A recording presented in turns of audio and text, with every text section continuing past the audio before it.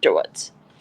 So last year, Moses Kuria, Honorable Moses Kuria, invited EV companies to a meeting in Mombasa. What he failed to inform them is that this was a public participation meeting. He just said it's a random meeting, it's a random get together. And so some companies obviously did not attend, and the ones that did were blindsided by what they found to be happening at this meeting. It was a public participation meeting. When they get to this meeting, Moses Kuria is basically talking about the fact that they need to have the EV companies need to find a way to supply 200,000 e-bikes by December 2023. Please note this is July 2023. So in less than 6 months, these companies need to figure out how to distribute and supply 200,000 e-bikes.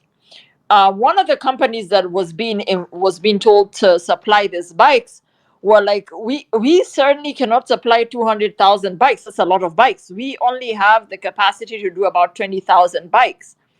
Now, in this meeting that was going on, was this, as Moses Kuria is trying to tell them what the government is trying to do with e-mobility and getting border people to switch to EV motorbikes. Well, I guess it wouldn't be EV, it'll be electric motorbikes. It wouldn't be EV, but electric motorbikes.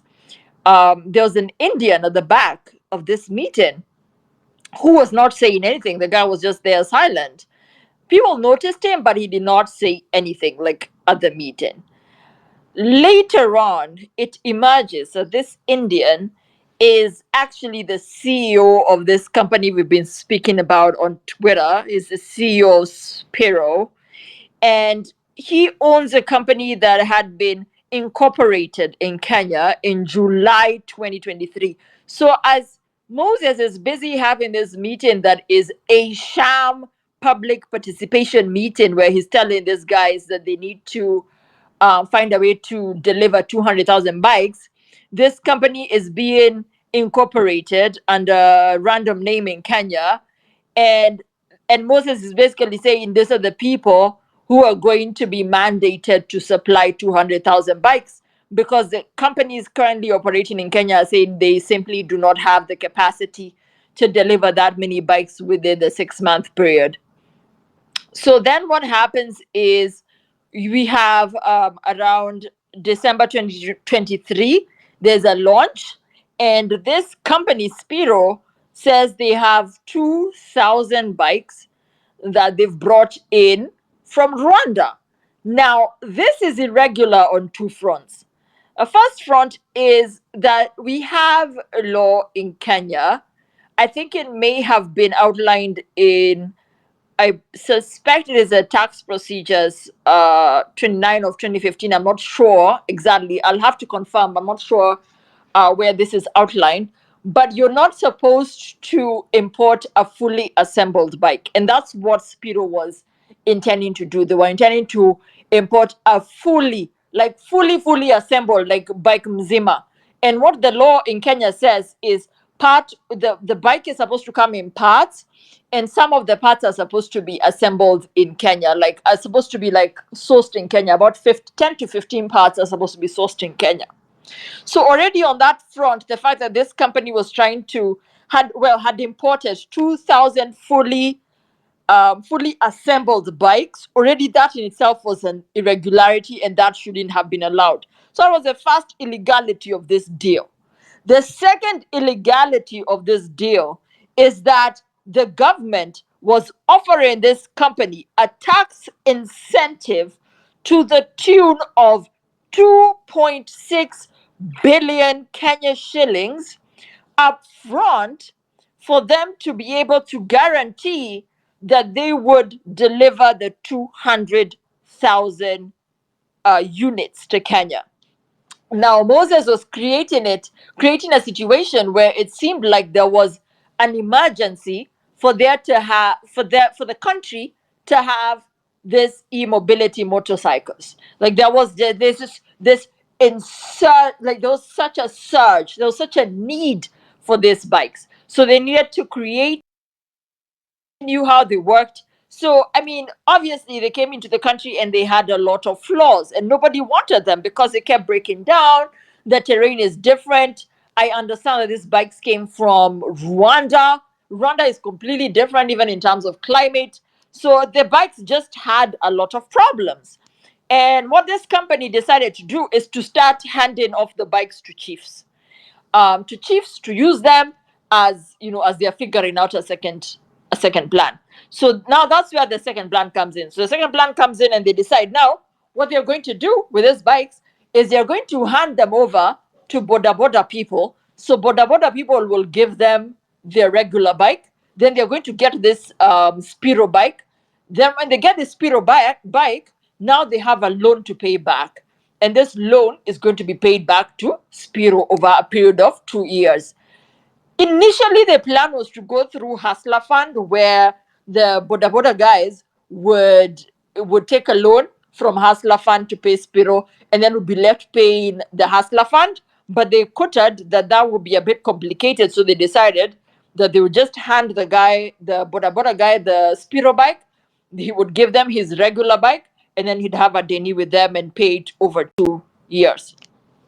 I think this is the point where now they decide to pull out the 2.6 from Treasury and just plug this tax hole, which now brings us to where I came and told you this was an illegality because Kenya lost a lot of money because we lost the money that Spiro would have paid in taxation for this deal. So that would have been revenue. That was the revenue that Kenya was going to collect.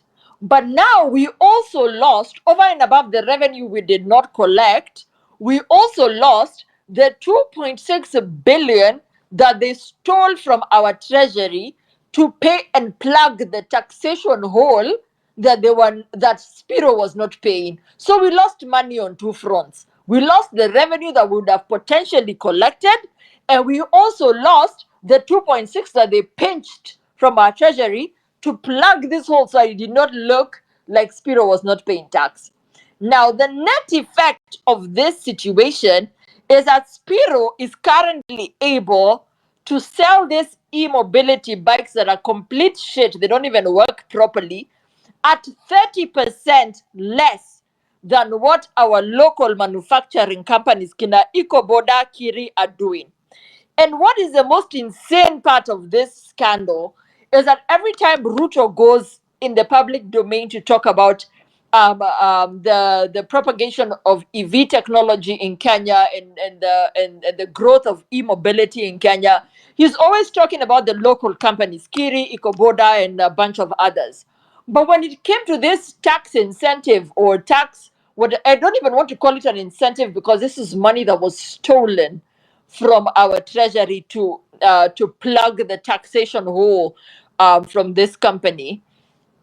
It was given to a foreign company, Spiro. Spiro is incorporated is incorporated as part of a holding company that is registered in the UAE.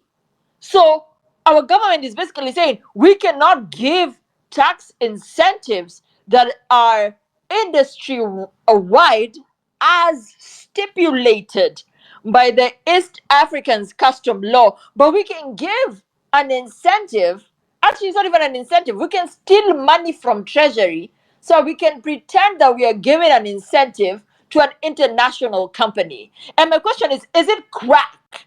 Is it crack? Because the EA custom law is very clear. When Rwanda was trying to get incentive for the mobility industry in their country, they went to the East Africa Customs office. They have the law and they applied to it, and they were given the exemptions. And so now Rwanda has a tax exemption that is industry wide, which means anybody in importing or manufacturing anything that is just like in the e-mobility space, they are entitled to a tax incentive. Kenya did not do that. Kenya did not go to the EA Customs Law Office to ask for this incentive. We just cut corners, went to treasury, we stole money, and we gave this company. So it looked like they were paying tax, but really they were not paying tax. They were using Kenya's taxpayers' money to cosplay being taxpayers, being a foreign company paying taxpayers paying tax in Kenya. So that for me is just like absolutely mind blowing. It's just, I'm just like, I'm looking at this information and I'm like, I think we are being led by mad people. We are being led by mad people. And you know the worst part about this, when I was listening to this information being given to me, I said, you know, I wish they had said that this money was coming from Hustler Fund, because then I could have in my mind, as a business major, I could have justified them pulling out this money from treasury, because I would have said, you know, in the long term, if 1 million border people are paying interest on their loans that they took from Hustler Fund, then it could justify, you know, pulling out the 2.6 as some sort of operationalizing fund for this deal. But no, we're going to take the money from treasury. We're not even going to use Hustler Fund. We're going to let Spiro finance on their own with whatever interest rates they decide to push on our border people. We don't fucking care. We already took the 2.6 billion from treasury, probably split it amongst ourselves, and now we have a random foreign company in Kenya selling their their e-mobility bikes at 30% cheaper. So we are even undercutting our local companies. We don't fucking care. We made our money. These people are actually insane. They're actually insane. And then it doesn't stop there. It does not stop there. We come now from Spiro, we go to another company called Afri Green Automobile, or Afri Green Automobile. They registered recently in Kenya, and based on the information I have, this company is owned by people who are working in State House. Okay, so why did they register Afri Green Automobile?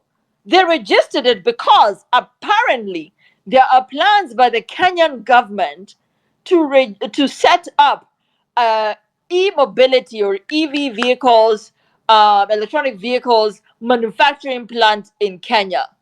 And the Kenyan government has signed a deal with a company called Cherry Motors. It's a Chinese company.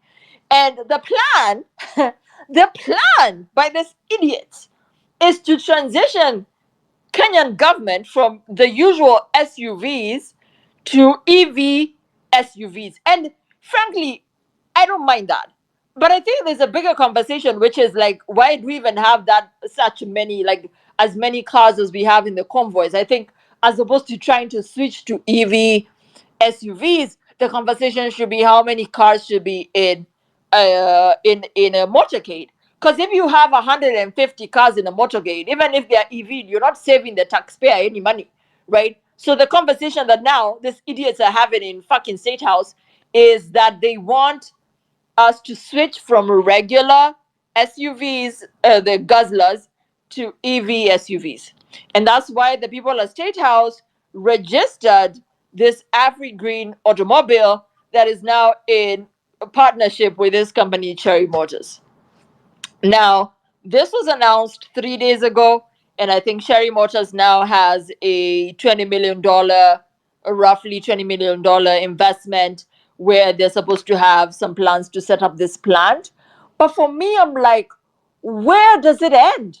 Where does it end? We are it's like we are creating problems so that we can pretend that we are solving the problems so we can loot money, right? I do not think that Kenya has such an immediate need for transition into EV or e-mobility, an e-mobility ecosystem. I don't think that it is such an emergency that we have to start pulling 2.6 billion of taxpayers' money to pretend that we are giving tax incentives to foreign entities, whilst disenfranchising local companies that are trying to manufacture these things and pushing them into a corner where within a couple of months, obviously, if you cannot compete with somebody that is selling 30% less than you are, you're going to close shop. So we are looking at, we've stolen money from treasury, 2.6 billion. We've also seeded any income that we might make from this foreign entity. We've told them, ata msilipe tax, ata we don't need money. So roughly we are looking at like 5 billion, maybe 6 billion loss at the top. We're not looking at even the years of operation. If they're in operation for maybe 10, 15 years, we're not looking, or even in perpetuity, we're not looking at what that net loss is. We're not looking at what the local companies are going to suffer if these deals are allowed to go on. I am so outraged. I cannot breathe. What is going on in this country? Nothing is working. I need to breathe. Marge, Nelson, please take the mic for a little bit. I need to Yeah, yeah. breathe. Yeah, so even me, I'm super enraged by this. Moses Kuria came on Twitter the other day with a scorecard and trying to boast how he's the only CS who was working, blah blah blah, and he's busy killing the EV industry in Kenya. I've been seeing so many EV players in Kenya saying, "Oh, we want to move to Rwanda." Can you imagine? And they're not even thinking about the local EV players in Kenya who have actually built from scratch, and that some are very young people who are trying to build their life around EV, but they just come and boom, give 2.6 billion Kenya shillings, taxpayers' money, not his money, not Ruto's money, but me and you and everyone else's money from, the taxpayers' money. This is so wrong. And I was speaking to some EV players, and they were saying that this is something even bigger because, so the government is looking at the EV industry in terms of carbon credits. So if you guys have heard this story of carbon credits, so how it works is that for every, let's say you exchange border borders and give them border borders, you can actually go and claim carbon credits. You just need to quantify the carbon credits equivalent to the CO2 that you have avoided. So they're called avoidance credits. So you can basically start selling avoidance credits in the carbon credit market. And because they're government, they can sell the carbon credits in the compulsory market. So like the EU, where they're compulsory, you have to buy the carbon credits, and you can also sell it in this other market. I'm forgetting the name of the carbon market. So basically, what they're trying to do is to monopolize the EV industry in Kenya by selling 200,000 bikes. It means they can make millions of dollars in terms of carbon credits. Can you imagine how greedy these people are? It's insane. They want to eat from everywhere. They want to get money. So how much is enough? In Europe, for those who have traveled and have been able to talk to people in Europe or in other areas in the first world countries, the politicians are the same. You will find they are still corrupt. They still take money from public coffers. But the only difference is they make sure that the government is working for the people. If the government is supposed to build a road, they will build a road, and the road will be good quality. If the government is supposed to build any amenity like the sewer system or anything they should be doing, they will do it. But they will also take the money. I mean, you need to find a balance. But in Africa, they want to take 99% of all this money and leave us with nothing. Last time I was in Nairobi in May, it was unbelievable. I could not believe Nairobi Kenyatta Avenue was looking like some village because there was mud everywhere. It was raining, and I could not believe it. I was like, there is mud in Kenyatta Avenue. I mean, what the hell? Kenyatta Avenue is like in the city center. It should be all tiled up. So it's so crazy that African leaders do not think about this. They only think about storing all this money in some in the Cayman Islands, or right now it's UAE is so famous for this because it's a tax haven. You can hide your money and you can put as many. You can do the Dutch sandwich so that nobody finds out it's your company and stuff like this. So um, Okay, fine. Just wanted to make sure there is no feedback from my end. So okay, fine. This is one interesting story. Because the reason why it's an interesting story, it's my brother was in charge of conducting an EV research on the bikes, specifically in the bikes, from last year, from the month of July to up to December and everything. So when he reached out to Spyro, this is the ground guy on that report. So what he did, like he selected all the EV, and basically they were to provide three e-bikes. So they were to purchase three e-bikes from each of the providers. And I'm sure even reached out to some companies, some guys who are active, especially on the EV side. I even reached out to Alex Monzo when my brother was working on that research, because he's also in the EV space. But basically, they were dealing with the vehicles, but on his end, he was dealing with purely only on the bikes. So when he reached out to Spyro, what they did is Spyro did not provide their bikes to undergo that rigorous testing, because it was a rigorous testing that was, the bike was to be used for like 21 days, and the research was to compare it with a base research on the normal bikes, the normal petrol engine bikes, so to see how they are good for the market. So guess who did not provide their bikes for the research? It was Spyro. What was the excuse? Oh guys, we are only in Mombasa and we are in Rwanda, so we can't provide our bikes.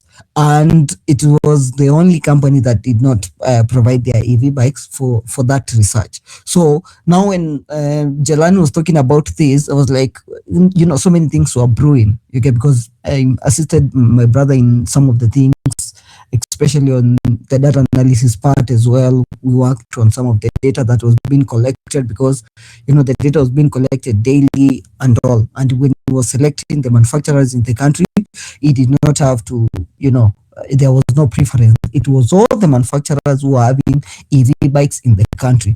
So now it makes me to wonder, a company that did not want to be part of the study, the open study for the public, to determine whether these bikes are good, the bikes that they offer, they are good for, for the public use in the country. And now they are the ones that are in bed with the government. So it means there is a lot of alama ya dukuduku and mshangao that is happening. So that's why I'm saying, like, yes, I mean, I'm learning about this rot now. And it's crazy because 1+1 was not making sense, because this research is the research that was presented, I think, 2 weeks ago. It was conducted by my brother. It was presented like 2 weeks ago at the IEA headquarters. So it is something that has a very, it has a very deep impact on, it on the basis of this, because it means that they are this is really a con company, and I'm sure they are going to emerge many more details as this conversation continues. Thank you for the giving me the mic. So yeah, Spyro is a big red flag. And the crazy thing, like what Nelson and Cali are saying, Kenya are saying, is that there are countries that continue to run laws that prevent lifting of the corporate veil, which means that you're not able to tell who owns what.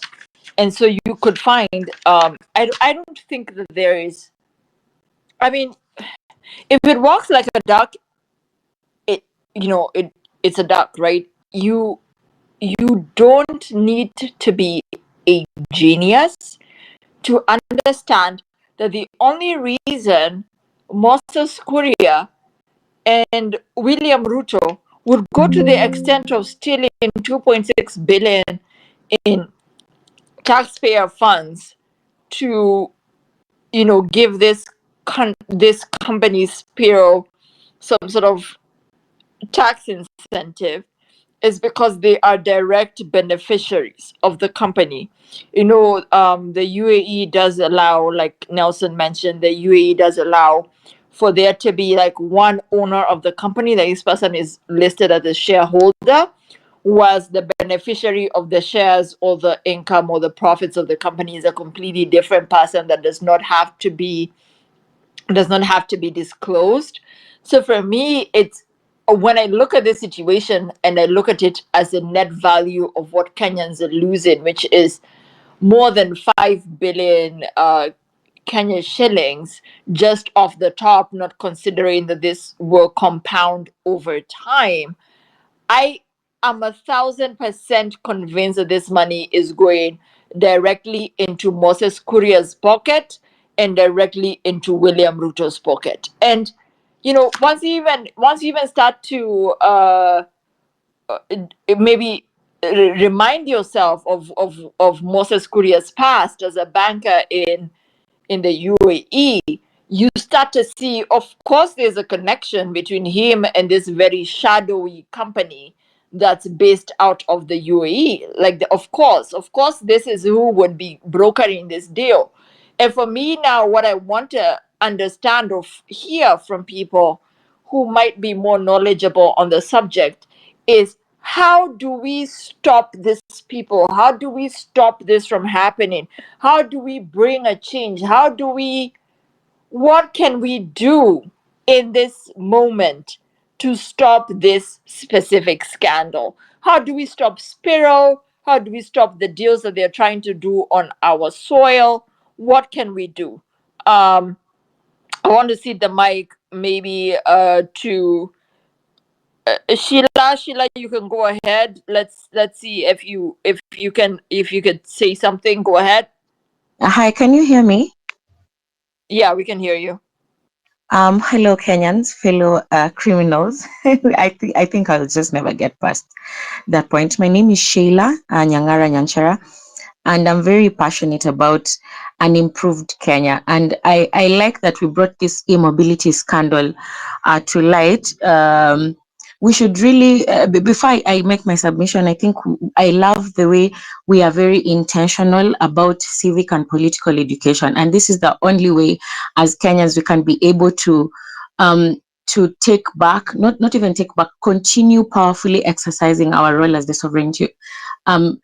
We have to maintain being the jury, we have to maintain being the judge, we have to maintain being the executioner, because that's the only way we can exercise our powers for the Kenya we want. Now, when we go to this e-mobility, I'm not very much in the e-world, but it's very clear there's no transparency in this deal. What I would want first to highlight, I think I saw the part where they are working with insurance and finances, and I think last year when they came to TV first to announce this e-mobility, they said they want those tax havens, and they want those tax havens to roll down even to the financiers, the whole value chain, to get those tax benefits. And from then on, it has not even been followed up in Parliament. I don't think I've seen that conversation until early on, when I saw this on Nelson's page, and I wanted to see, and I think there's even a poster which shows that there's the border insurance there, the Ministry of there's a border insurance that was being worked out. I think before Corona, thereabout, this issue for border insurance came up, and when they were talking about these electric bikes, they wanted to include them, to include even payment of this insurance and this bike, so that they can spread. It was kind of like a marketing initiative. So once you know about this insurance, you're also told about this product, which they've made to look it's environmentally friendly, and it's more affordable. So the only way they can do this is through working with insurance companies and credits. Now, when we start, if we say that we want to break down how far these spiral guys have gone, if you check, they are working with Watu Credit. Watu Credit is in providing loan affordable solutions like loans. There's the Watu funds, and there's also the Watu Boda. I don't know what else they have, but Spyro, early this year in January, they announced a partnership where they are working with Watu Credit, which does asset financing, and they're and Spyro. They announced that, and then the president was there during the launch of this. Now you ask yourself, if we want accountability for what the government is doing with Spyro. Maki, I'm very shocked that they were exchanging. That is actually playing with someone's intellectual capacity. So you take my bike, as collateral, and at the end of the day you cannot guarantee me, because after 2 years, where are they putting these bikes? Where is my bike going to? Instead, why do they have to exchange them, and they're not telling us if that bike is going to end up being part of financing, or after that bike it has already depreciated in value? What is my insurance like? Because that was also one of their bases for spreading this of the valuability of these bikes. We are not refusing that. Economically, we are, if we adopt these kind of solutions, we are going ahead. But what is the interest? There's a lot of political conflict. I think we need to ask ourselves, what is the public benefit? Yeah, to the ordinary mwananchi, to the existing companies, like Jelani is saying, and what we need to assess clearly the environmental impact, because if they are not going through these checks, and if they are not compliable, how then do we ensure that really, even if it's a carbon credit benefit, how trustworthy are they? And how do they come in our broader goals? Because they must have some economic benefit at the end of the day. And how, another thing that I've always had, because my concern was that how do we do that? That is that's another major concern for me. And then these corruption allegations, how do we get to know how far deep are these? Because for the president to be, and we have to note, I like that you have said we don't have the economic conditions as Rwanda has. This spiral are also in I think Togo. I read Togo and Benin and Uganda. How is their progress? What scandals do they have? Like the way we saw the JKA issue with the Adani, they have issues. They already have existing. They are fighting litigation battles. So how do we? That's another way I think we can also try to have some strength in our in how we are. I've forgotten the word for it. It's not even anger. I'm just confused as to why the individuals in government to choose, and we think we need to know. They need to be mentioned. We need to know who exactly was in charge of what. So thank you very much. I'll be following up with this myself, because the Kenya County Manager for Watu Credit, we need to follow up with his doings. It's very important to follow trail of what the individuals of these things do, because the activities that they partake in, when we are not following them, or when the camera is not on them, or when they are not in the limelight, those are the small meetings that help us to fill in the boxes. So thank you very much. And as Kenyans, let's continue with the spirit. We need to find out exactly